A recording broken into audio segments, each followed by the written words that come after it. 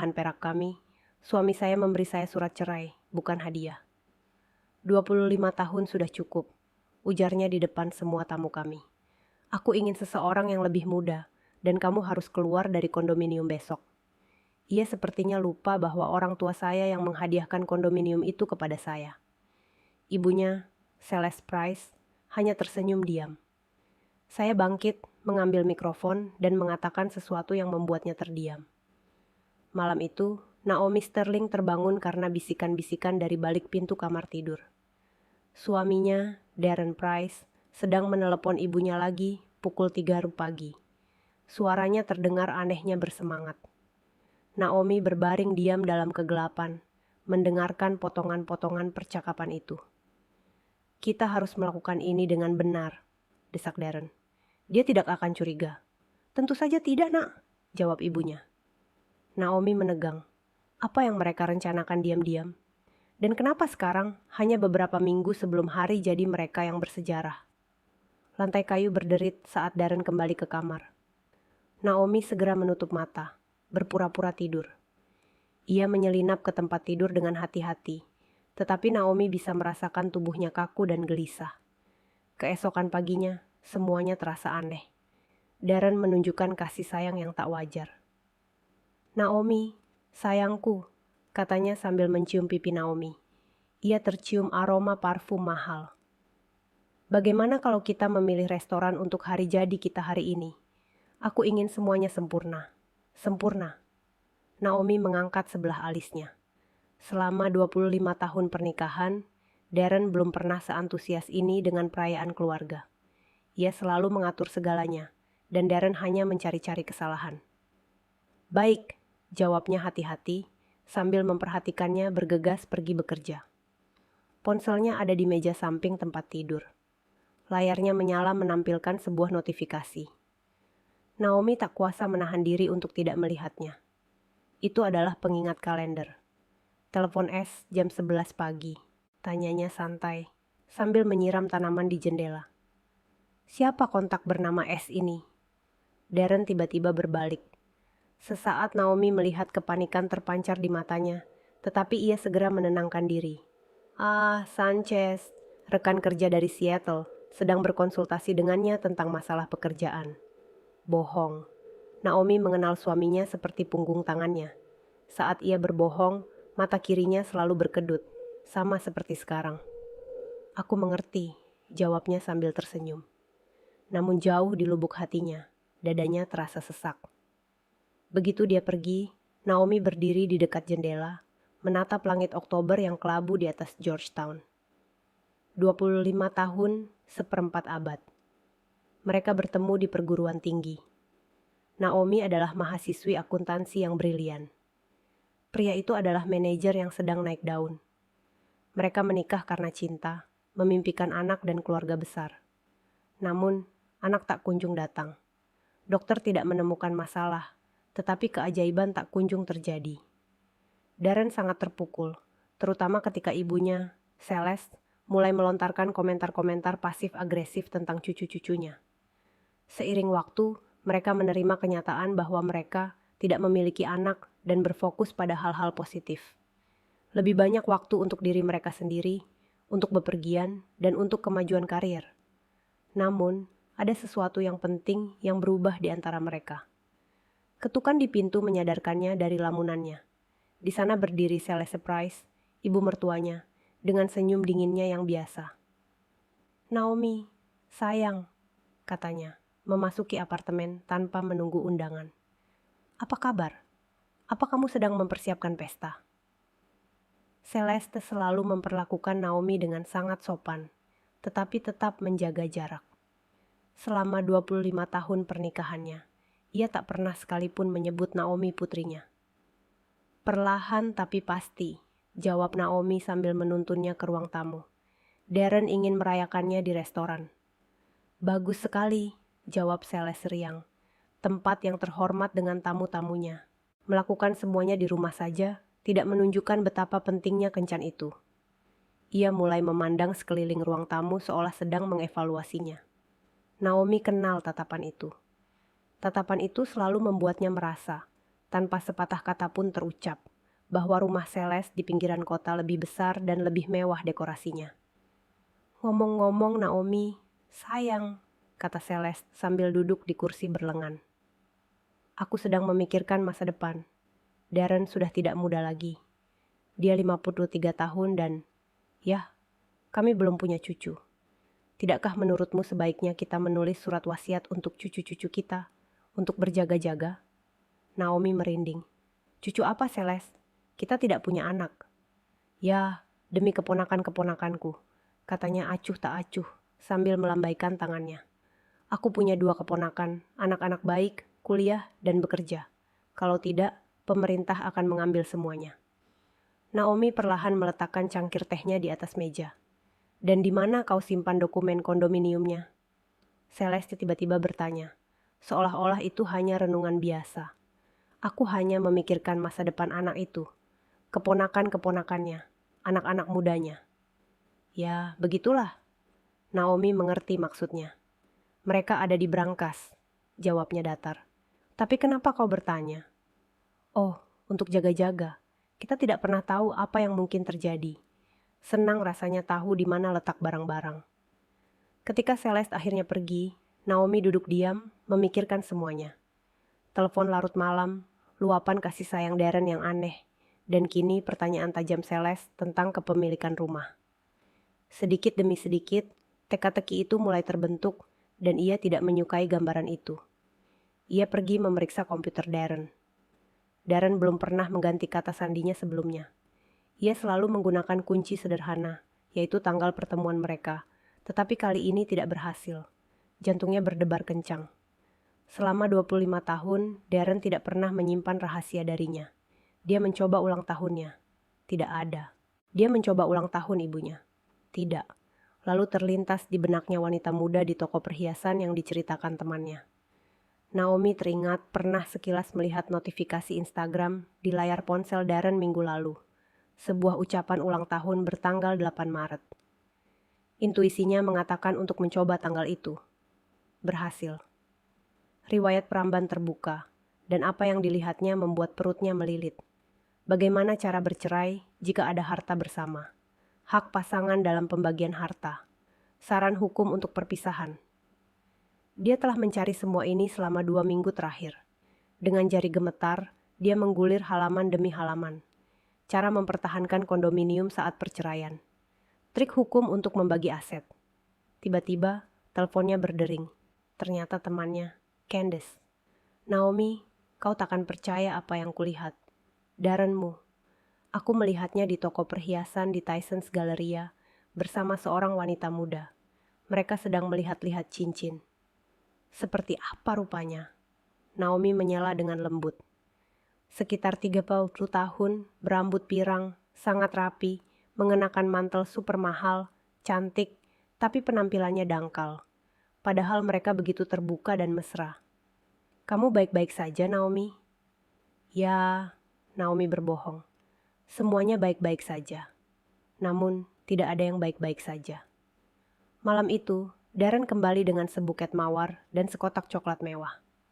"Untuk cinta sejatiku satu-satunya," katanya percaya diri sambil mencium bibirnya. "Satu-satunya." Ironis sekali, pikir Naomi. Dia menatapnya langsung. "Kita perlu bicara serius tentang masa depan kita." Darren menegang. Hal itu samar, tapi ia melihatnya. "Bicara tentang apa?" tanyanya, sambil menyalakan TV, berpura-pura asyik menonton acara. "Semuanya baik-baik saja kan? Ulang tahun pernikahan seminggu lagi. Semua teman kita akan datang. Jangan merusak suasana dengan topik serius. Kita bicara setelah pesta." "Oke, setelah pesta."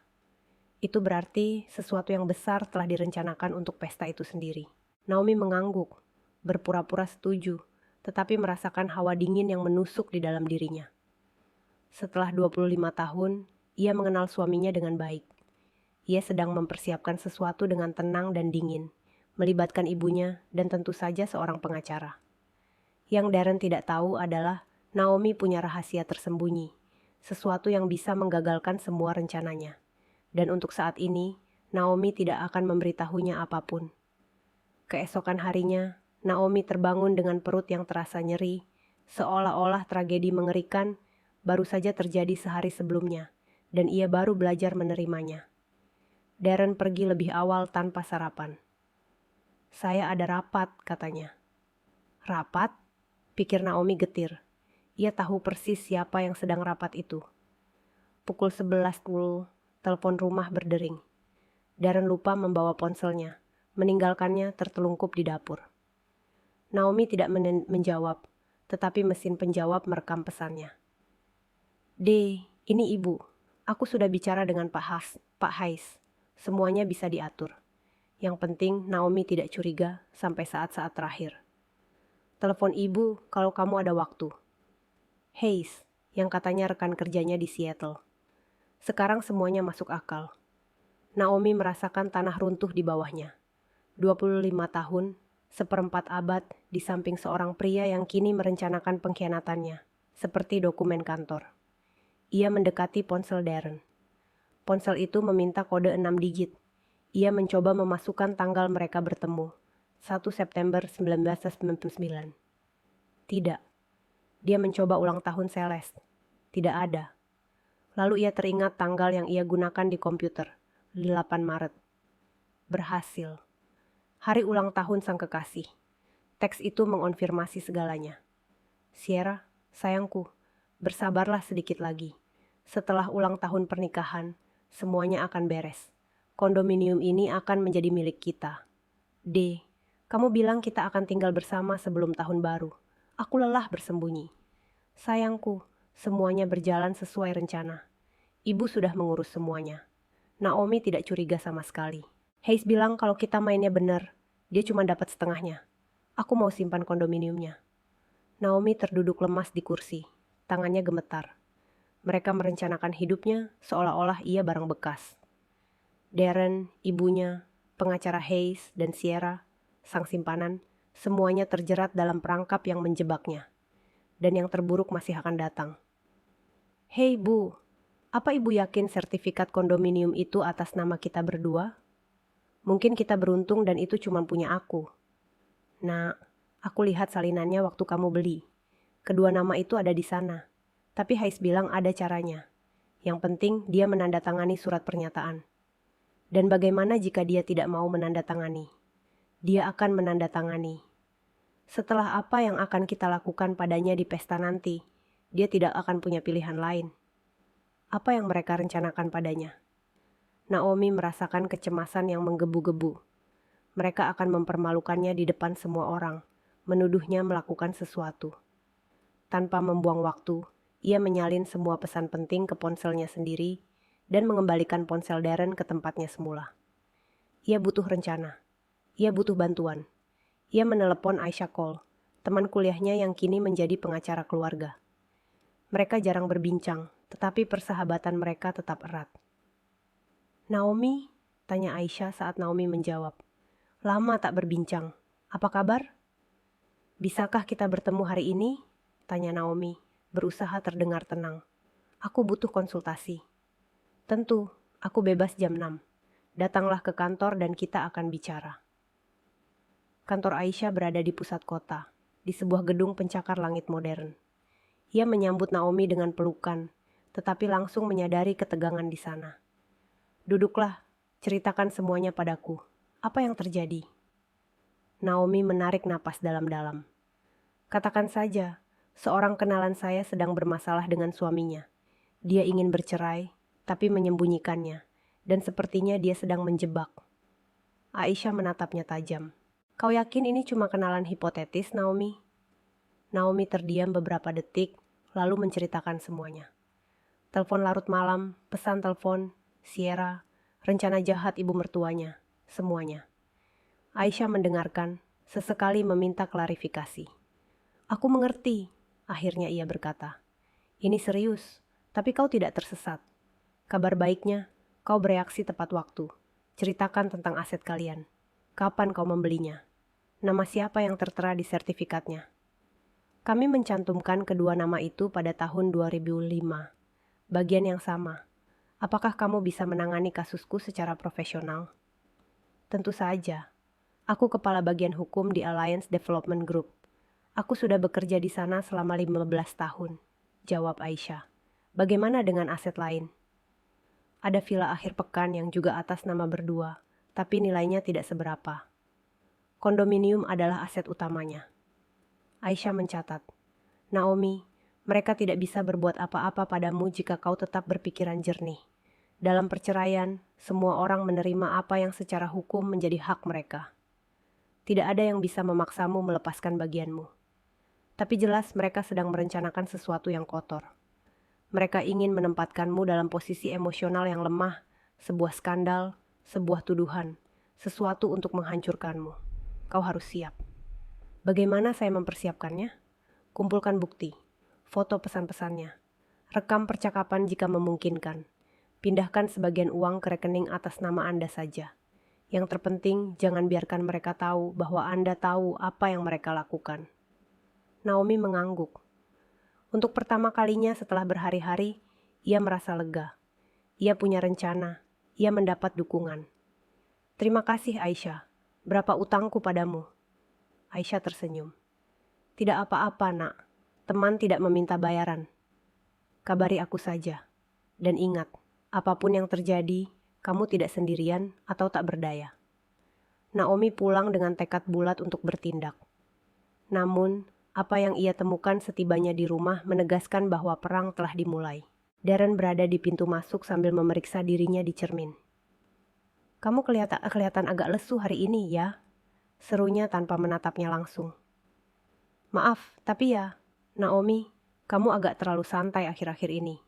Begini, menginjak usia 50 bukan akhir dunia, tapi kamu perlu merawat diri. Pergi ke pusat kebugaran, ke dokter kulit, dan lakukan sesuatu. Aku bertemu Putri Candace hari ini. Dia 30 tahun tapi terlihat seperti 25 tahun. Sangat rapi. Dan kamu, ya, kamu mengerti. Dia membandingkannya dengan wanita yang lebih muda, menyiapkan alasan untuk membenarkan pengkhianatannya. Aku ada rapat besok, katanya tiba-tiba. Hari Sabtu, tapi akan memakan waktu seharian. Kencan lagi dengan Sierra. Tidak nggak apa-apa, jawab Naomi dengan tenang. Dan hari Minggu, aku akan pergi dengan ibu. Aku akan memasang TV pintar barunya. Menghabiskan waktu dengan keluarga pengkhianat. Malam itu, ketika Darren sedang mandi, Naomi memeriksa rekening bank bersama mereka secara daring. Bulan lalu, 30 lebih telah ditarik dalam beberapa transaksi. Hadiah untuk Sierra, pembayaran kepada pengacara, dan entah apa lagi. Semua itu menggunakan uang mereka bersama. Naomi tertawa gugup dan getir. Mereka menggunakan uangnya sendiri untuk merencanakan kejatuhannya. Tapi dia punya rahasia tersembunyi. Sesuatu yang tidak mereka ketahui. Seminggu sebelumnya, sepucuk surat datang dari seorang notaris. Bibinya, Josephine, kakak perempuan ayahnya, telah meninggal dunia di Jerman. Ia tidak memiliki anak atau pasangan. Ia mewariskan seluruh hartanya kepada Naomi, satu-satunya keponakannya. Ini termasuk sebuah kondominium di Munich senilai 800 USD. Sebuah rekening bank dengan nilai setara 570 USD. Kondominium investasi mewah lainnya di Miami Beach, Florida. Nilai totalnya lebih dari 3 juta. Naomi belum memberitahu siapapun. Ia ingin memberi kejutan kepada Darren di hari jadi pernikahan mereka, tetapi sekarang uang dan harta benda adalah penyelamatnya. Ia membuka laptopnya dan mulai mencari cara mendaftarkan warisan, mentransfer dana ke rekening pribadinya, dan secara hukum melindungi dirinya dari orang-orang yang menganggapnya bodoh. Darren mengira dia memegang semua kartu, tetapi permainan baru saja dimulai. Pada hari Senin, Naomi bangun dengan rencana yang jelas. Pertama, ia mengunjungi notaris, tetapi bukan yang menangani kasus bibinya. Ia pergi menemui seorang kenalan lama, Pak Perry, pengacara real estate yang telah membantu mereka membeli kondominium itu bertahun-tahun yang lalu. Naomi Sterling, berapa tahun? Dan bagaimana kabar Darren Price? Tuan Perry, seorang pria yang lebih tua, menyapanya sambil tersenyum. Tuan Perry, saya butuh bantuan Anda, katanya, sambil memasuki kantornya. Tapi ini harus benar-benar rahasia. Wajah pengacara itu berubah serius. Duduklah, aku mendengarkan. Ingat apartemen kita di M Street, Georgetown. Kamu yang mengurus sertifikatnya tahun 2005. Tentu saja, unit yang sangat bagus di gedung yang bagus. Kamu ingat siapa yang pertama kali membelinya? Maksudku, dari mana uangnya? Tuan Perry mengerutkan kening, membuka berkas lama, dan mencari sejenak. Ini dia, kasusnya tidak biasa. Uangnya datang langsung dari rekening orang tuamu, dan dalam akta hibah, kamu terdaftar sebagai satu-satunya penerima. Darren ditambahkan 2 bulan kemudian sebagai suamimu. Naomi merasakan gelombang kehangatan di dadanya. Jadi, secara formal itu adalah aset pranikah. Secara formal ya, orang tuamu menghadiahkannya kepadamu sebelum nama Darren muncul di dokumen. Kalau sampai terjadi perceraian, itu bisa sangat berpengaruh. Dia hanya bisa mengklaim sesuatu kalau dia membuktikan dia berinvestasi dalam renovasi besar-besaran. Naomi tersenyum tipis. Darren tidak pernah mengeluarkan uang sepeser pun untuk kondominium itu. Dia sendiri yang mengerjakan semuanya. Bisakah Anda memberi saya dokumen konfirmasi? Tentu saja. Kembalilah besok sore. Semuanya akan siap. Meninggalkan kantor, Naomi merasa berbeda. Setelah sekian hari, ia akhirnya merasa kuat dan terlindungi. Namun, apa yang menantinya di rumah membuatnya terengah-engah. Seorang kurir mengantarkan amplop tebal dari Jerman, berisi dokumen terakhir untuk warisan Bibi Josephine. Naomi membaca isinya dengan bantuan ringkasan.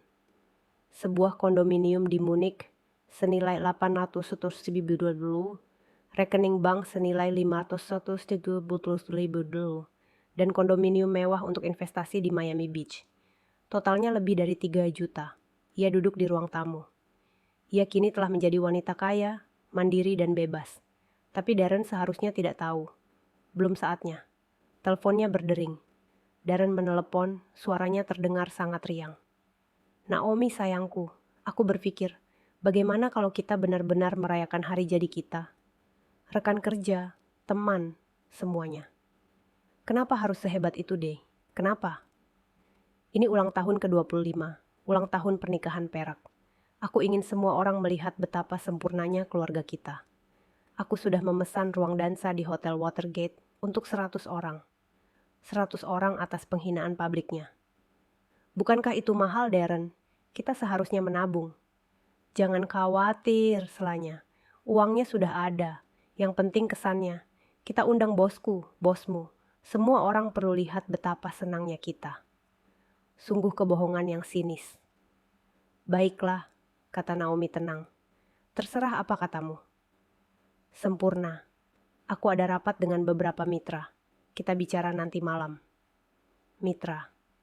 Naomi tahu apa maksudnya. Sore harinya, sales Price datang membawa sebuah hadiah. Naomi, sayang, katanya dengan suara manis, sambil menyerahkan sebuah amplop. Ini dariku untukmu. Itu adalah konsultasi dengan pengacara keluarga yang sangat baik. Untuk berjaga-jaga, kita tidak pernah tahu. Naomi membuka amplop itu. Sebuah kartu nama. Hayes and Associates, pengacara perceraian dan hukum properti, dengan catatan, konsultasi gratis kapan saja. Keberanian. Mereka sedang memberinya konsultasi dengan pengacara yang merencanakan pengkhianatannya. Terima kasih, kata Naomi datar. Sangat perhatian. Aku khawatir padamu, putriku. Putri. Untuk pertama kalinya dalam 25 tahun, ibu mertuanya memanggilnya begitu, tepat sebelum menusuknya dari belakang. Setelah Celeste pergi, Naomi mulai membersihkan. Di salah satu jaket Darren, ia menemukan sebuah kartu kusut. Tuan Hayes, hukum keluarga, perceraian, pembagian aset, tunjangan, pengacara yang sama, rencana yang sama. Darren pulang larut malam itu, ceria dan tercium aroma parfum mahal. Ia memeluk Naomi. Semuanya sudah siap. Menu restoran, para tamu, pasti tak terlupakan. Naomi menatapnya dengan dingin. Ia benar. Ini akan menjadi momen yang tak terlupakan. Hanya saja tidak seperti yang ia bayangkan. Parfum apa yang kamu pakai? Itu bukan punyamu. Dia ragu-ragu. Aku naik lift bareng tetangga. Parfumnya kuat banget dan menempel di jaketku. Kebohongan demi kebohongan. Ngomong-ngomong, katanya sambil berjalan menuju jendela.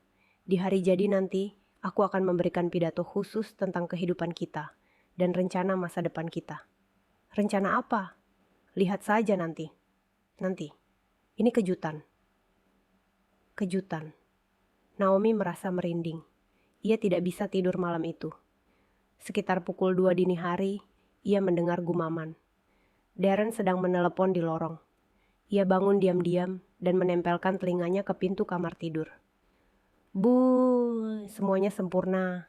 Restorannya sudah dipesan, tamu sudah dikonfirmasi. Setelah bersulang, semuanya akan terjadi begitu saja. Apakah kamu yakin dia tidak curiga? Mana mungkin dia curiga? Dia naif seperti anak kecil. Dia selalu percaya padaku, dan masih percaya. Dan kalau dia tidak mau menandatangani surat-suratnya, dia akan menandatanganinya. Setelah apa yang kukatakan di depan semua orang, dia tidak punya pilihan lain. Semua orang akan tahu seperti apa dia sebenarnya. Kau tahu. D, menurutmu tidakkah lebih baik melakukannya secara pribadi di rumah tanpa ada keributan? Tidak, Bu. Harus di depan semua orang. Dengan begitu, dia tidak akan bisa membuat keributan atau menuntut penjelasan. Dia akan langsung pulang dan Hayes akan menunggunya di sana dengan membawa surat-suratnya. Cepat, bersih, dan tanpa drama. Dan Sierra sudah tahu. Tentu saja, dia bahkan akan datang ke acara peringatan. Aku ingin dia bertemu rekan-rekanku. Aku akan memperkenalkannya sebagai asisten baruku. Kamu kejam. Ini bukan kekejaman, Bu. Ini soal kepraktisan. 25 tahun sudah cukup. Aku juga berhak bahagia, meskipun harus mengorbankan ibu. Naomi kembali tidur, tetapi tidak bisa tidur. Jadi Sierra juga akan hadir di pesta itu. Dia akan menyaksikan penghinaan terhadap rivalnya dan kemudian mengambil tempatnya di rumah. Itulah yang mereka pikirkan. Pagi harinya, Naomi pergi ke bank. Ia membuka rekening pribadi dan mentransfer setengah uang dari tabungan bersama. Jika Darren ingin terus menghabiskan uang untuk selingkuhannya, ia akan melakukannya dengan setengah uangnya. Kemudian dia pergi ke pengacara untuk meminta dokumen yang mengonfirmasi bahwa kondominium itu memang miliknya sejak sebelum pernikahan. Selanjutnya, dia mulai bekerja. Pak Budro, katanya kepada bosnya, memasuki kantornya. Bolehkah saya bicara dengan Anda? Tentu saja, Naomi Sterling. Apakah semuanya baik-baik saja? Semuanya baik-baik saja untuk saat ini. Aku hanya ingin memperingatkanmu bahwa aku akan segera memasuki fase pribadi yang sulit. Cerai? Tanyanya, mengerutkan kening. Serius?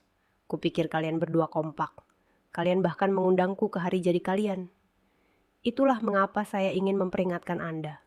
Jika terjadi sesuatu yang buruk, saya harap saya bisa mengandalkan dukungan Anda. Pekerjaan saya tidak akan terpengaruh. Anda adalah manajer keuangan terbaik yang kami miliki dalam 15 tahun. Apapun yang terjadi, pekerjaan Anda aman. Malam itu, ketika Darren sedang rapat lagi, Naomi mengeluarkan dokumen warisan. Ia butuh rencana yang jelas dan matang. Kondominium di Miami Beach itu kosong. Bibi Josephine pernah menyewakannya, tetapi kontraknya sudah berakhir sebulan yang lalu. Naomi bisa pindah ke sana setelah perceraian. Dengan uang di bank Jerman, ia bisa mandiri secara finansial selama bertahun-tahun. Dan yang terpenting, dokumen yang membuktikan kondominium di DC itu miliknya sebelum pernikahan. Darren tak pernah menyangka hal itu akan terjadi. Besok adalah hari peringatannya. Ia pikir ia akan memberikan pukulan terakhir, tetapi ia justru akan dikejutkan. Naomi menyimpan semua kertas itu di brankas dan tersenyum. Kamis pagi, ia pergi ke konsulat Jerman. Ia perlu meresmikan warisan untuk mengakses rekening Bibi Josephine. Sang konsul, seorang pria tua berjanggut rapi, memeriksa dokumen-dokumen itu dengan saksama. Semuanya beres, Nyonya Sterling. Bibi Anda wanita yang sangat bijaksana. Rekening bank akan dibuka dalam 1 minggu. Dan mengenai kondominium di Miami Beach, kepemilikannya langsung menjadi milik Anda. Ini dokumennya. Anda bisa menjualnya sesuka hati. Naomi dengan hati-hati memasukkan dokumen-dokumen itu ke dalam tasnya. Ia kini memiliki 3 properti, uang tunai lebih dari 1 juta, dan yang paling berharga, kebebasan penuh. Pada hari yang sama, ia membuka rekening lain dalam euro untuk mempersiapkan transfer internasional. Penasihat bank, seorang perempuan muda, menatap angka-angka di kertas dengan mata terbelalak. Wah, kamu berhasil banget ngasih warisan ya. Ya, Naomi tersenyum. Bibiku memang wanita yang luar biasa. Setelah meninggalkan bank, ia merasa bebannya terangkat. Untuk pertama kalinya setelah bertahun-tahun, ia merasa benar-benar bebas dan mandiri. Ia tak lagi peduli dengan rencana Darren. Itu bukan lagi urusannya. Tetapi kejutan yang menunggunya di luar Hotel Watergate merupakan pukulan telak. Dia pergi untuk memeriksa persiapan pesta ulang tahun, dan tepat di dekat pintu masuk, seorang wanita muda berambut pirang mengenakan mantel mahal sedang berbicara di telepon. "D, sayangku, ini luar biasa," kata Sierra dengan suara manis yang memuakan. "Ruang dansanya sangat besar. Dekorasinya sungguh indah. Kamu berjanji kita akan segera tinggal di kondominium yang besar, dan aku sudah bisa membayangkan mengadakan pesta di sana." Itu Sierra, selingkuhan suaminya. Ia hanya beberapa langkah darinya, berbicara penuh semangat tentang kehidupan yang akan ia jalani bersamanya. Naomi berdiri diam, mengamatinya. Tak diragukan lagi ia cantik, berusia sekitar 30 tahun, bertubuh indah, rambut terawat rapi, kuku sempurna, tetapi tatapannya kosong, dingin, dan penuh perhitungan. "Tentu saja, aku tahu besok akan sulit," lanjut Sierra. "Tapi kamu bilang setelah pidatomu dia akan mengerti semuanya, dan aku akan datang sebagai asisten barumu. Romantis kan?" Mempermalukan istri di depan umum adalah hal yang romantis. Naomi berjalan mendekat. "Permisi, apakah Anda tahu di mana manajernya?" Sierra berbalik menatap Naomi dari atas ke bawah dengan pandangan meremehkan. "Entahlah," jawabnya dingin. "Aku tidak bekerja di sini." Dia kembali ke teleponnya. Ada wanita yang bertanya padaku di sini." "Oke, sampai jumpa malam ini. Aku sayang kamu." "Wanita mana?" Naomi tersenyum sendiri. Besok, wanita ini akan memberikan kejutan besar. Manajer restoran, seorang wanita gemuk yang baik hati, menerima Naomi dengan senyuman. "Anda kesini untuk merayakan ulang tahun besok. Tuan Price sudah membayar semuanya. Ballroom untuk 100 orang, jamuan makan, dan musik live." "Dan berapa semua biaya itu?" $45.000. "Suamimu meminta yang terbaik dari yang terbaik. $45.000 untuk mempermalukannya di depan umum." Naomi mengangguk. "Oh begitu. Boleh aku lihat ruang dansanya?" "Ya." Ruangannya mewah. Langit-langitnya tinggi, lampu kristal, taplak meja putih bersih, dan cermin-cermin raksasa di dinding. Semua tamu akan mendapatkan pemandangan yang sempurna. "Di mana mikrofon untuk bersulang?" tanya Naomi. "Tepat di tengah sini," kata manajer itu. "Pak Price bersikeras agar semua orang mendengarkannya. Tentu saja agar tidak ada seorang pun yang merindukan kehinaan itu. Di rumah, Darren sedang menunggu, gugup, mondar-mandir dengan kertas di tangannya." "Ah, Naomi," katanya, cepat-cepat menyingkirkan korannya. "Kamu di mana?" "Di restoran, memeriksa semuanya. Bagaimana menurutmu?" Luar biasa. $45.000 untuk 1 malam." "Serius deh, apa menurutmu itu tidak terlalu mahal? Kita punya rencana lain kan?" "Jangan khawatir," ejeknya. "Uangnya sudah ada. Yang penting beri kesan baik pada tamu. Atau pada wanita simpanan." Malam itu, Celeste Price tiba dengan sangat gembira. Nak, kamu sudah siap? Kamu sudah latihan pidatonya?"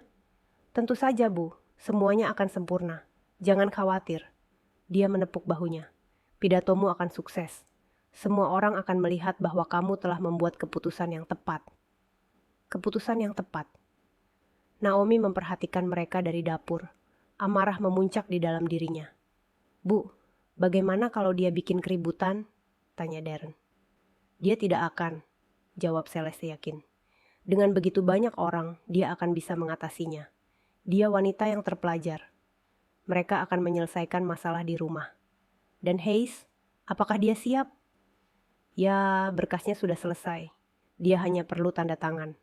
Setelah pidatomu, dia tidak punya pilihan lain. Naomi diam-diam pergi ke kamar tidur dan mengambil kertas-kertasnya sendiri dari laci. Ia sudah menyiapkan semuanya. Ia memasukkan semua dokumen ke dalam sebuah map kecil.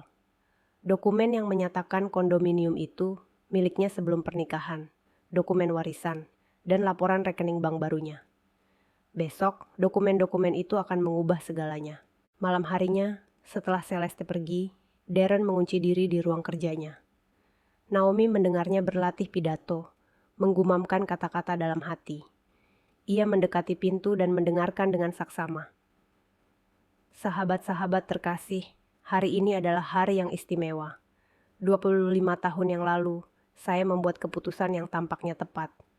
Namun, hidup terus berjalan, orang-orang berubah, dan terkadang kita harus berani mengakui kesalahan kita.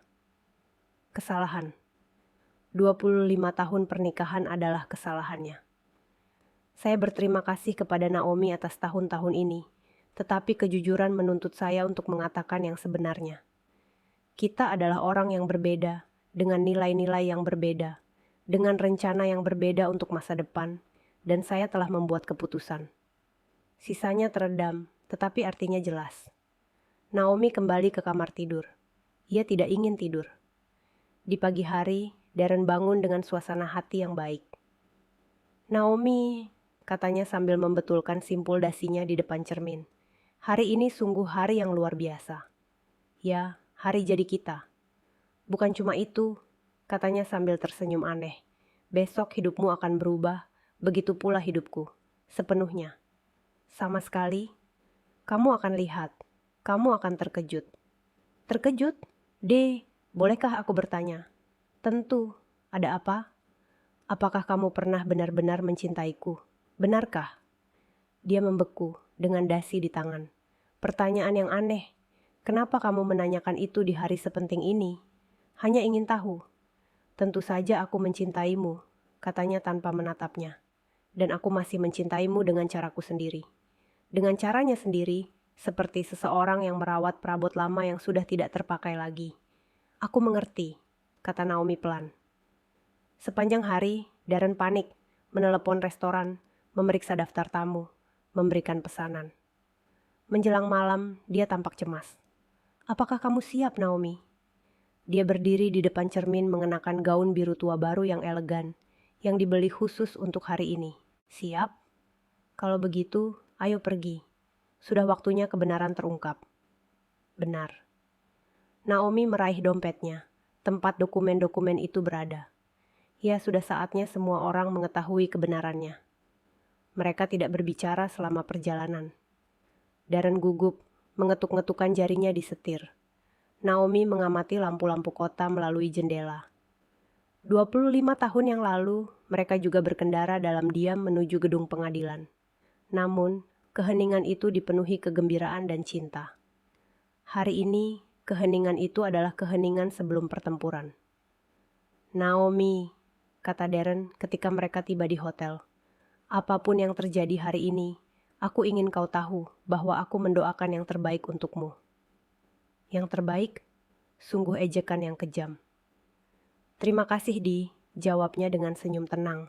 Dan aku berharap kau mendapatkan apa yang pantas kau dapatkan. Ruang dansa di Hotel Watergate berkilauan. 100 tamu duduk di meja bundar dengan mawar putih dan lilin emas. Di meja utama, para tuan rumah duduk. Naomi tersenyum dan menerima ucapan selamat, tetapi di dalam hatinya ia tegang. Pukulan itu akan datang sebentar lagi. Naomi, kamu terlihat sangat cantik hari ini, kata Marina, seorang rekan kerja. 25 tahun bersama, romantis sekali. Ya, kata Naomi sambil melihat sekeliling. Sangat tak terduga, semuanya. Di salah satu sudut ruangan berdiri Sierra, kekasih gelap Darren. Ia telah diperkenalkan sebagai asisten pemasaran barunya. Muda, cantik dalam balutan gaun yang sangat mahal.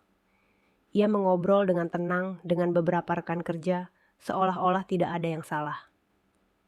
Darren Price, selamat atas hari jadimu, kata Bapak Michael Boudreau, CEO perusahaan Darren. Jarang sekali kita melihat pasangan yang begitu solid. Terima kasih Pak Budro, jawab Darren sambil menjabat tangannya. Hari ini hari yang istimewa. Saya bahkan sudah menyiapkan pidato yang sangat istimewa. Pidato? Tenggorokan Naomi menjadi kering. Celeste Price berkeliling dari satu meja ke meja lain, menerima pujian atas putranya yang baik dan istri idamannya. Matanya berbinar puas. Ia tahu apa yang akan terjadi. Di meja kecil di belakang, seorang pria berusia 50-an, berjas gelap, duduk dengan sangat serius. Naomi tidak mengenalnya, tetapi ia mengenali fotonya. Pak Hayes, pengacara itu. Ia ada di sana jika ada yang membutuhkan tanda tangan.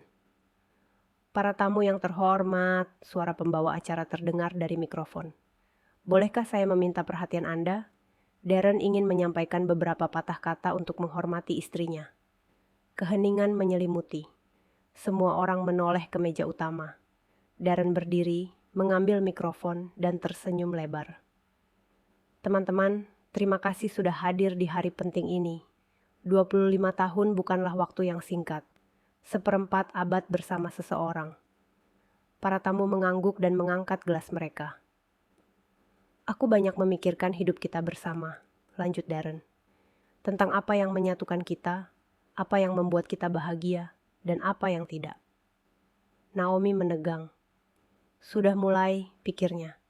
Dan saya menyadari sesuatu yang sangat penting. Manusia berubah. Apa yang tampak benar saat muda pada akhirnya bisa berubah menjadi kesalahan. Ruang dansa semakin sunyi. Orang-orang saling bertukar pandang bingung. 25 tahun yang lalu, saya memilih wanita yang akan menjadi pasangan hidup saya, dibimbing oleh emosi masa muda. Namun, hidup mengajarkan saya untuk melihat segala sesuatu dengan lebih jernih. Darren, gumam Naomi, kamu ngomong-ngomongin apa? Kebenaran, sayang. Sudah waktunya berhenti berbohong pada diri sendiri. Dia menoleh ke arah para tamu, suaranya lebih keras dan tegas. Sahabat-sahabatku, aku ingin jujur kepada kalian dan diriku sendiri. Selama 25 tahun, aku menjalani hidup dengan seorang wanita yang tidak tepat untukku. Seorang wanita yang hambar dan membosankan yang tidak tahu bagaimana menjadi pasangan pria sukses. Ruang dansa itu dipenuhi dengan gumaman terkejut. Darren, kamu gila, teriak seseorang. Justru sebaliknya, katanya tenang. Akhirnya aku bisa berpikir jernih. Naomi perlu memahami ini. Pernikahan kita sudah berakhir. Aku akan mengajukan gugatan cerai. Ruangan itu tercengang. Beberapa orang terkesiap. Yang lain memegangi dada. Ibunya, Celeste, tersenyum penuh kemenangan. Lagi pula, lanjut Darren, merasa lebih berani. Aku ingin pembagian aset yang adil. Naomi harus meninggalkan kondominium ini. Waktunya untuk hidup baru, hubungan baru. Dia menatap tajam ke arah Sierra, si pirang, yang berdiri di belakang, nyaris tak bisa menyembunyikan seringai kemenangannya. Apa ini lelucon? Tanya seorang wanita dengan bingung. Kamu waras, Darren, tanya bosnya. Lebih dari sebelumnya, jawabnya dingin. Aku berhak bahagia dan aku akan menjalankannya. Naomi akan menerima apa yang diperintahkan hukum dan kami akan berpisah secara baik-baik. Dan gadis muda itu adalah penaklukan barumu? Teriak salah satu teman Naomi sambil menunjuk ke arah Sierra. Sierra wanita yang luar biasa. Dia mengerti apa yang saya butuhkan, kata Darren terus terang. Tidak seperti orang lain. Itu sudah cukup. Naomi perlahan bangkit dan dengan lembut mengambil mikrofon dari suaminya yang tertegun. Terima kasih Darren, katanya dengan suara pelan, nyaris manis. Sangat jujur. Ruangan itu hening. Semua orang menduga air mata dan drama akan mengalir keluar darinya. Kalian tahu teman-teman, lanjut Naomi. Darren benar tentang satu hal. Cukup sudah kebohongannya, dan aku juga ingin mengatakan yang sebenarnya. Darren mengerutkan kening. Ini tidak ada dalam naskahnya. Sebenarnya, aku sudah tahu tentang sandiwara ini selama 3 minggu. Aku tahu tentang Sierra, tentang pengacara Hayes yang ada di pojok sana, dan tentang rencanamu untuk membuatku melepaskan hakku atas kondominium itu. Tuan Hayes menjadi pucat dan mencoba menyelinap keluar tanpa diketahui. Tetapi tamu-tamu yang kesal menghalangi jalannya. Naomi, apa yang kamu bicarakan? Darren mencoba menyela. Rencanamu gagal, sayang. Begini, katanya sambil mengeluarkan map dari tasnya. Kamu membuat kesalahan kecil. Kondominium kita bukan aset bersama. Itu hadiah dari orang tuaku atas namaku sebelum pernikahan. Aku punya dokumennya dari pengacara real estate. Darren mundur selangkah. Itu tidak mungkin. Dan yang lebih penting lagi, lanjut Naomi, 3 minggu yang lalu, saya menerima warisan dari bibi saya Josephine di Jerman. Sebuah kondominium di Munich, sebuah kondominium mewah lainnya di Miami Beach, dan lebih dari $1 juta dalam bentuk uang tunai. Keheningan di ruangan itu sungguh mutlak. Jadi deh, pembagian harta apa yang kamu maksud? Kamu akan dapat setengah villa dan setengah mobilmu. Sisanya milikku. Sierra, yang bersandar di dinding, wajahnya memucat seperti kertas. Dan sekarang bagian serunya, kata Naomi sambil tersenyum. Tahukah kau berapa banyak uang yang dihabiskan pria suksesmu untuk sandiwara kecil ini, demi mempermalukan istrinya di depan umum? Dari tabungan kita bersama. Para tamu mulai bergumam marah. Tapi aku tidak pendendam, lanjut Naomi. Darren, kau bebas. Bawalah wanitamu yang luar biasa itu, begitulah kau memanggilnya, dan tinggallah dimanapun kau suka, asal jangan di apartemenku. Tunggu, bisik Darren. Kita bisa bicarakan ini. Tidak ada yang perlu dibicarakan. Aku akan mengajukan gugatan cerai besok. Hayes boleh pergi. Aku tidak membutuhkannya lagi. Dia lalu menoleh ke arah para tamu. Teman-teman, maafkan saya karena telah merusak malam kalian. Tetapi terkadang kebenaran lebih penting daripada penampilan. Terima kasih sudah datang. Sekarang kalian tahu siapa yang sebenarnya. Naomi meletakkan mikrofon di atas meja dan berjalan menuju pintu keluar. Di belakangnya, sebuah skandal meletus. Darren, kau benar-benar bajingan, teriak seorang wanita. Bagaimana kau bisa melakukan itu pada istrimu? 25 tahun dan kau melakukan ini. Sierra mencoba pergi diam-diam, tetapi sekelompok tamu yang marah menghalangi jalannya. Lalu bagaimana denganmu, perusak rumah tangga? Kau pikir merebut suami wanita lain semudah itu? Apa kau tidak punya malu? Celeste Price pergi dari meja ke meja, mencoba menjelaskan, tetapi tidak seorang pun mendengarkan. Sementara itu, Naomi keluar dari restoran dan menghirup udara malam yang sejuk. Kebebasan. Ia berhenti di pintu dan kembali menatap kekacauan di dalam. Melalui jendela-jendela besar, ia bisa melihat rumah kartu yang dibangun Darren selama berbulan-bulan runtuh. Ia berada di tengah ruang dansa, pucat, bingung, seperti aktor yang lupa dialognya. Mikrofon tergeletak di lantai, para tamu berteriak di sekelilingnya. Tuan Michael Boudreau, CEO, mendekatinya. Darren Price, saya sangat kecewa dengan Anda setelah pertunjukan ini. Saya rasa kita harus meninjau kembali posisi Anda di perusahaan. Tapi Pak Boudreau, Anda tidak mengerti. Darren tergagap. Ini tidak seperti kelihatannya. Naomi memutarbalikkan segalanya. Terpelintir, sela Marina, salah satu rekan kerja Naomi. Kami semua dengar apa yang kau katakan. 25 tahun bertahan dengan perempuan yang tak berwarna. Apa kau tidak malu? Di sudut lain, pemandangan berbeda terhampar. Sierra, yang akhirnya menyadari impiannya tinggal di kondominium mewah telah pupus, menerobos para tamu yang marah. Dia menarik lengan baju Darren. Ada apa? Kau menjanjikanku sebuah kondominium. Mana uang yang kau berikan untuk kehidupan baru kita? Bisik Darren, gugup melihat sekeliling. Bukan di sini. Kenapa tidak di sini? Teriak Sierra, histeris. Aku sudah menunggu selama 3 bulan. Katamu kita akan hidup seperti raja setelah perceraian. Lalu sekarang bagaimana? Para tamu menoleh, penasaran.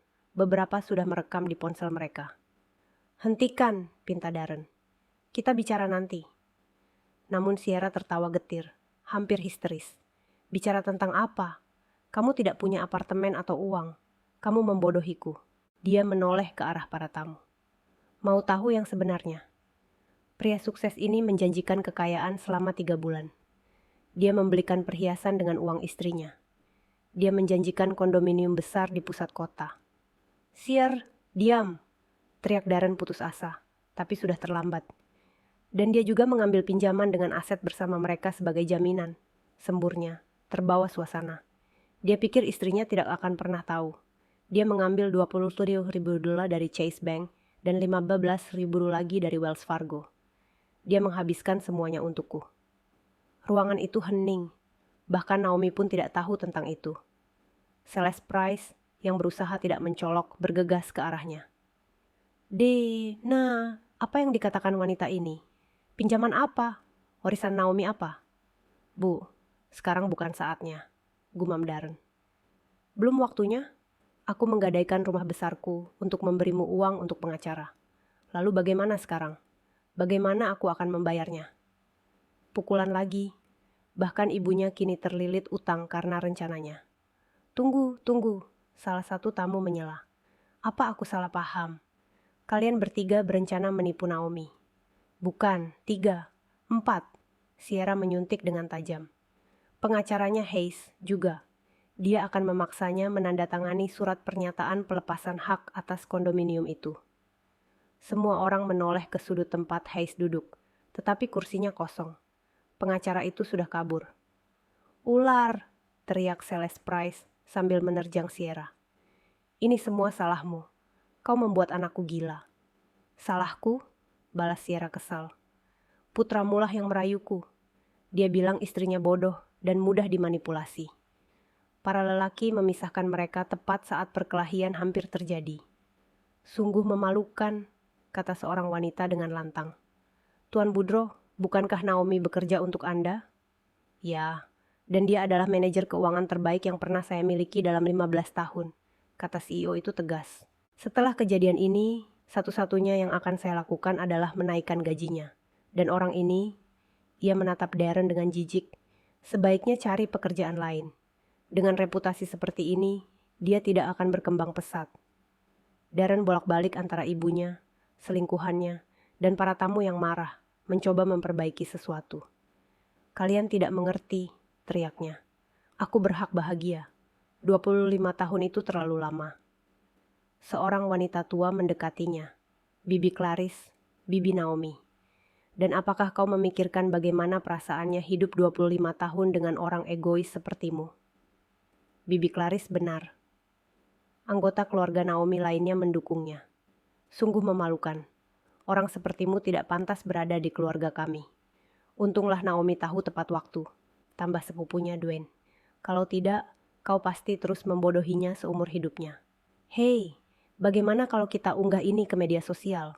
Tanya salah satu tamu muda. Biar semua orang tahu siapa Price ini. Ya, yang lain setuju. Kita harus bikin tagar pernikahan perak jadi tren. Tidak, tunggu, pinta Darren. Jangan lakukan itu. Ini privasiku. Pribadi? Sierra tertawa. Kau mempermalukan istrimu di depan 100 orang, dan sekarang kau peduli dengan privasi. Perlahan-lahan, para tamu mulai pergi. Pertama keluarga Naomi, lalu rekan kerjanya, dan kemudian kenalan mereka. Sambil beranjak pergi, masing-masing menyampaikan pendapatnya. Darren Price, kata seorang rekan kerja saat keluar. Setelah malam ini, jangan bilang kau kenal aku. Sungguh memalukan bagi keluarganya, gerutu seorang tetangga. Dan sekarang, bagaimana dia akan menghadapi orang-orang? Kau sampah, kata salah satu pria itu terus terang sambil lewat. Kau memamerkan istrimu seolah-olah dia bahan tertawaan di depan semua orang. Setengah jam kemudian, hanya para tokoh utama drama yang tersisa di ruang dansa. Darren, Celeste, Sierra, dan beberapa pelayan memperhatikan dengan rasa ingin tahu. Lalu bagaimana? Tanya Sierra sambil merapikan rambutnya yang acak-acakan. Kamu punya uang, Di? Dari mana? Keluhnya. Aku menghabiskan semuanya untuk pesta, hadiah, dan pinjamanmu. Siapa yang akan membayarnya? Entahlah, mungkin aku akan menjual mobilnya. Mobilnya? Sierra tertawa getir. Gila ya, itu bahkan gak bisa bayar utang. Terus gimana sama aku? Aku udah tinggalin mantan pacarku demi kamu. Entahlah, ulang Darren. Aku tak tahu harus berbuat apa. Celeste Price duduk dengan wajah di tangannya. Dan apa yang akan kukatakan pada Hayes? Dia menagih biaya untuk setiap konsultasi, dan aku bahkan menggadaikan rumahku.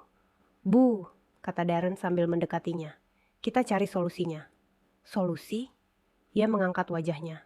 matanya merah. Di usia 70-an, aku jadi tunawisma karena kebodohanmu. Lalu Ciara berdiri, membetulkan dompetnya, dan berkata, "Tahu nggak, aku pergi dulu. Kalian berdua benar-benar nggak berguna. D, jangan pernah telepon aku lagi. Dan soal uang yang kamu pinjam selama 3 bulan terakhir, lupakan saja. Anggap saja itu sebagai pembayaran untuk pelajaran hidup ini." Dia berhenti di pintu dan berbalik. "Istrimu benar-benar wanita yang hebat. Sayang sekali aku baru mengenalnya, yang sebenarnya hari ini. Merekalah wanita-wanita yang pantas dihormati." Dia pergi, suara tumitnya bergema tajam. Darren dan ibunya ditinggalkan sendirian di ruang dansa, di tengah piring yang setengah dimakan dan gelas yang tumpah. Kata Celeste lembut. "Bagaimana kalau belum terlambat? Bagaimana kalau kita pergi menemui Naomi dan meminta maaf?" Darren menggelengkan kepalanya. "Sudah terlambat, Bu. Ibu lihat wajahnya. Dia tidak akan pernah memaafkan kita. Lalu apa yang akan kita lakukan?" "Entahlah," ulangnya untuk ketiga kalinya. "Sumpah deh, aku nggak tahu."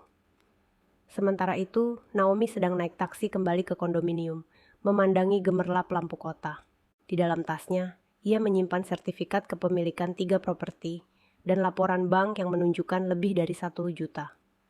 Pengemudinya, seorang pria tua, menatapnya melalui kaca spion. "Malam yang indah, bukan?" "Ya," kata Naomi sambil tersenyum. "Indah sekali. Bisa dibilang itu mengubah hidupku." "Bagus. Ada hari-hari yang mengubah segalanya." "Benar sekali," jawabnya. "Semuanya berubah.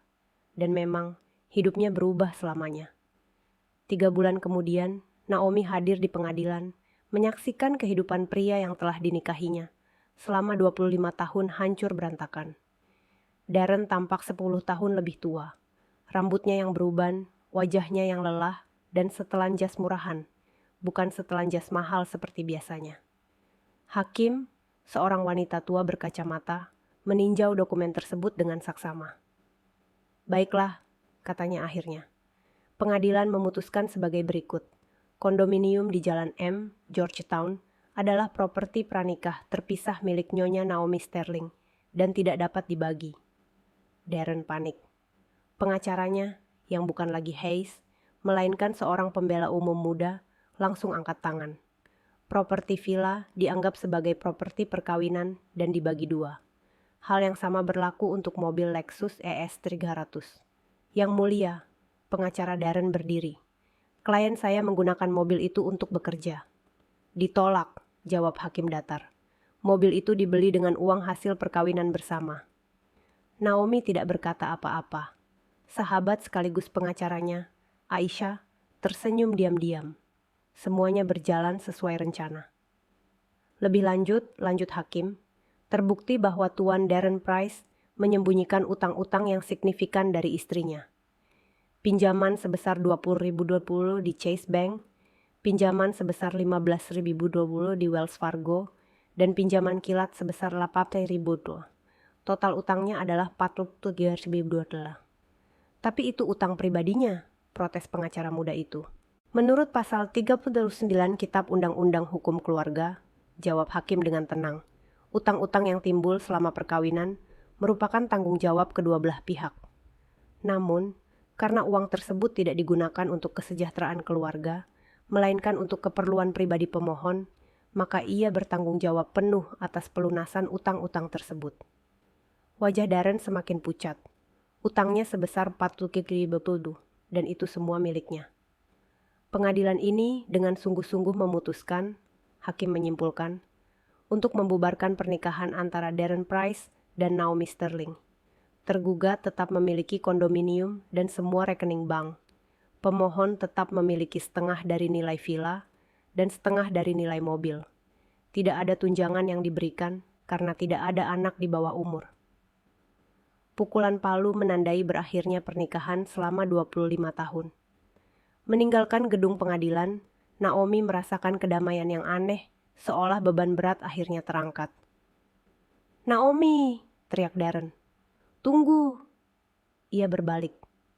Mantan suaminya berdiri di tangga, menggenggam map berisi dokumen. "Apa yang ingin kamu katakan?" "Maafkan aku," katanya lirih. Aku memang orang yang egois dan bodoh. Kau tak pantas menerima apa yang kulakukan padamu. Naomi menatapnya lekat-lekat. Apakah itu penyesalan yang tulus, atau ia hanya ingin membuatnya merasa bersalah? Darren, katanya tenang. Aku tidak dendam. Kita hanya orang yang sangat berbeda. Kau menginginkan hidup mudah dengan mengorbankan orang lain. Aku terbiasa memperjuangkan apa yang menjadi milikku. Bisakah kita bertemu sebagai teman? Tidak, jawab Naomi lembut, tapi tegas. Maaf, tapi tidak. Lebih baik kita jalan sendiri-sendiri. Ia berbalik dan berjalan menuju mobilnya. Sebuah Audi elegan baru yang dibelinya dengan sebagian warisan Jerman. Hidup terus berjalan dan semua orang mendapatkan apa yang pantas mereka dapatkan. Sebulan setelah perceraian, Darren kehilangan pekerjaannya. Video pesta ulang tahun pernikahannya menjadi viral di media sosial dan CEO perusahaannya tidak mau lagi berurusan dengan skandal tersebut. Darren Price, kata bosnya kepadanya pada hari terakhir itu, saya tidak bisa memiliki seseorang di tim saya yang membuat tontonan publik seperti itu. Tapi saya seorang profesional yang baik. Mungkin begitu, tapi reputasimu sedang buruk. Maaf. Mencari pekerjaan itu sulit. Semua orang mengenalinya. Video itu bahkan menampilkan tagar pernikahan perak yang sedang tren. Tidak ada yang mau mempekerjakan orang seperti itu. Ia akhirnya bekerja sebagai sopir taksi dengan Toyota Camry tuanya, yang harus dibeli kembali dari Naomi dengan harga setengahnya, yaitu $15.000. Ia kini tinggal bersama ibunya di apartemen kecil 1 kamar tidur milik ibunya di pinggiran kota. Celeste harus menjual rumah besarnya di pusat kota untuk membayar utang dan membeli sesuatu yang lebih kecil dan lebih murah. Katanya pada malam hari, sambil memandangi dinding-dinding yang retak. Tidakkah kau berharap kau mendengarkanku? Tidak pernah terlibat dengan Sierra itu. Sudah terlambat, Bu, jawab Darren sambil menghitung penghasilannya hari itu. Sudah terlambat untuk menyesal. Dan Sierra, dia lebih dari baik-baik saja. 2 bulan setelah skandal itu, dia menikah dengan seorang pengusaha berusia 50 tahun yang memiliki jaringan restoran. Pria itu kaya, meskipun tidak terlalu pintar. Pria itu mempercayai seluruh cerita Sierra tentang hubungan yang toksik dengan seorang pria beristri. Foto pernikahan yang diunggah Sierra ke media sosial menampilkan karangan bunga mewah dan perhiasan emas. Keterangan fotonya berbunyi, akhirnya menemukan cinta sejati. Sasho, bahagia, sah, hidup baru. Darren melihat foto-foto itu dan tersenyum getir. Sierra mendapatkan apa yang diinginkannya, seorang suami kaya. Tapi bukan dia. Naomi menjalani kehidupan yang benar-benar berbeda. Ia pindah ke kondominium investasi milik bibinya, Josephine, di Miami Beach. Kondominium itu luas, terang, dan memiliki pemandangan laut, bagaikan oasis sejati di tengah hiruk-pikuk kota. Ia tidak ingin menjadi akuntan lagi. Dengan uang warisannya, ia membuka sebuah penerbit kecil yang khusus menerjemahkan karya sastra Eropa. Itu adalah impiannya sejak lama. Naomi Sterling, kata Tuan Boudreaux saat ia mengundurkan diri. Kami tidak ingin Anda pergi. Apakah Anda yakin tidak akan mempertimbangkannya lagi? Terima kasih, jawabnya sambil tersenyum. Tapi aku menemukan apa yang benar-benar kucintai. Aku mendedikasikan diriku untuk buku. Baiklah, semoga sukses selalu. Dan tahukah kamu, setelah semua yang terjadi dengan mantan suamimu, banyak karyawan perempuan kami yang mengagumimu. Seorang perempuan harus tahu cara membela diri. Suatu malam, temannya Aisyah datang berkunjung. Kamu tampak begitu puas, tanyanya, sambil menatap ruang tamu yang nyaman. Apakah kamu merasa terbalaskan?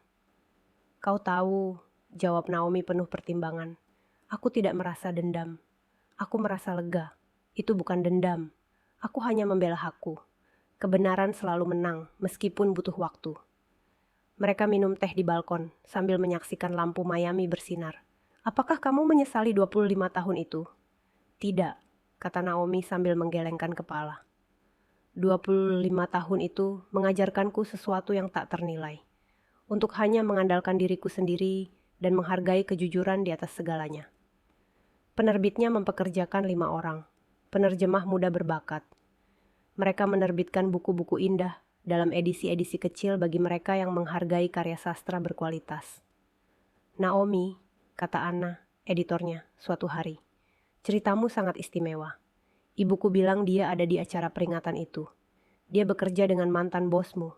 Katanya, jarang ada perempuan sepertimu. Aku tidak menganggap diriku perempuan yang kuat, jawab Naomi.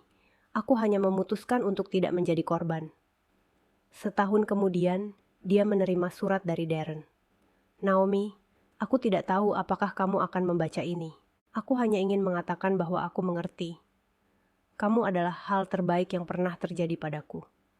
Aku kehilanganmu karena aku bodoh dan serakah. Aku tidak meminta maaf. Aku tahu aku tidak pantas mendapatkannya. Aku hanya ingin kamu tahu bahwa kamu pantas mendapatkan yang terbaik di dunia. Berbahagialah, Darren. Naomi membaca surat itu dan menyimpannya di laci. Tak ada amarah, tak ada kesedihan, hanya kenangan masa lalu. Malam itu, ia pergi ke teras sambil menikmati secangkir kopi. Miami berkilauan dengan lampu-lampu, musik mengalun di kejauhan, dan udara beraroma bunga musim panas. Ia bebas, mandiri secara finansial, dan melakukan apa yang ia sukai. Dan untuk pertama kalinya setelah bertahun-tahun, ia merasa benar-benar bahagia. Di bagian lain kota, Darren mengendarai Toyota tuanya, membawa penumpang, sambil memikirkan bagaimana seseorang bisa kehilangan segalanya dalam semalam. Ya, kebenaran selalu mengalahkan kebohongan, meskipun terkadang butuh waktu. Suka ceritaku? Dan dari kota mana kamu mendengarkannya? Mari kita bertemu di kolom komentar. Jika kamu suka ceritanya, kamu bisa mendukungku dengan mengirimkan ucapan terima kasih melalui fitur Super Thanks, agar aku bisa terus menulis lebih banyak cerita seperti ini. Terima kasih banyak atas dukunganmu yang manis. Aku menantikan komentarmu tentang cerita ini. Di layar, kamu bisa melihat 2 kisah hidup baru yang sangat aku rekomendasikan. Masih banyak lagi yang bisa dibaca di kanalku. Jangan lupa berlangganan. Sampai jumpa di kisah hidup berikutnya. Dengan cinta dan hormat,